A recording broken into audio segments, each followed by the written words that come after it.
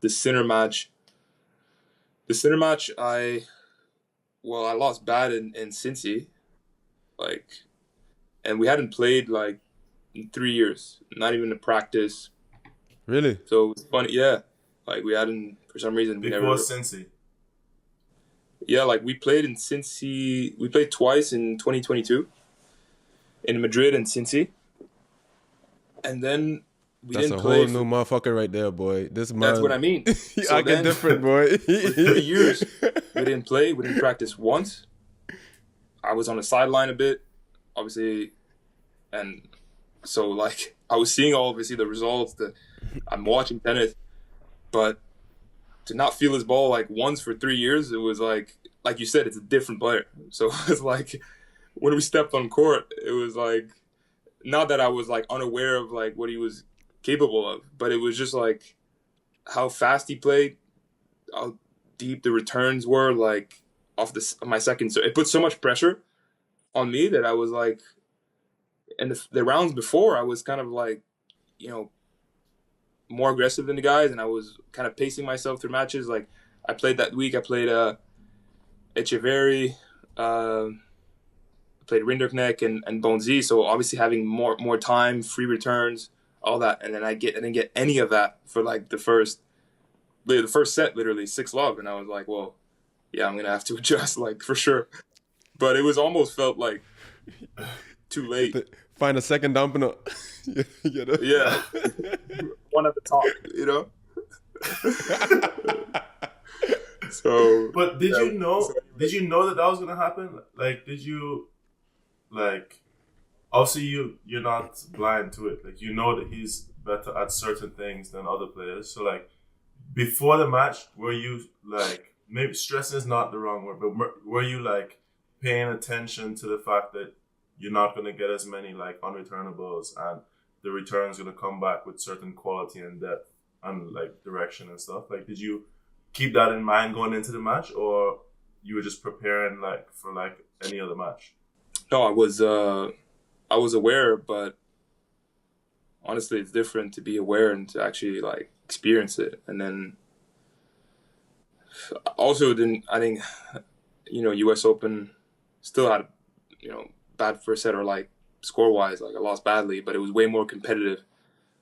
Like it was a 6-1, but it was like I had break chances. Like I got into return games. It was way more competitive. But in Cincy, the 2 weeks before, yeah, I don't think I was ready enough.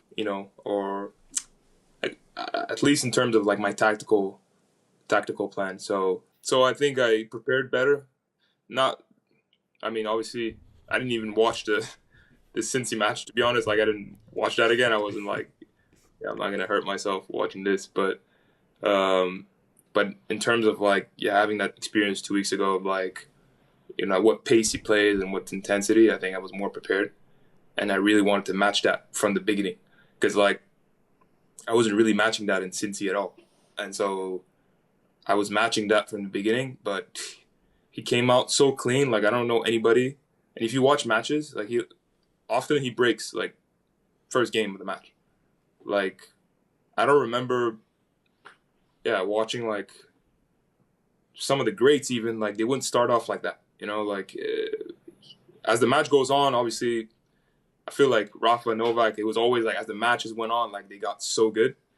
But like him, is like how he starts the matches. He starts like it's like normal, like no tension whatsoever. So he still came out hot, but I felt like middle of the first set, we had a tough game on his serve, and I was like, okay, I'm finding things here. Like he's making a couple of mistakes, maybe he's doubting a little bit, and so I kind of brought that energy or that mindset into the second set, and I started for the first time in like the 3 sets that we played, combining Cincy and the first set in New York, like making like unforced errors and like doubting a few shots and like having like forehands in the middle of the court and missing, and I was like, so encouraged me a little bit.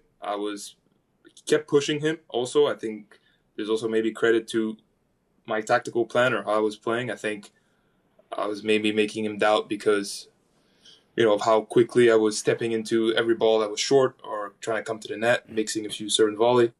So yeah, like the plan worked out well. I executed well in the second set. And then I was suffering after physically for a bit in the third. It was unfortunate because, you try to keep that momentum as long as you can. And in a Grand Slam match, like if you have a good set, you try to keep it as long as you can. Obviously, if you can win another one, there's going to be ups and downs at some point, but you just try to keep it as long as you can. And then I wasn't really able to physically.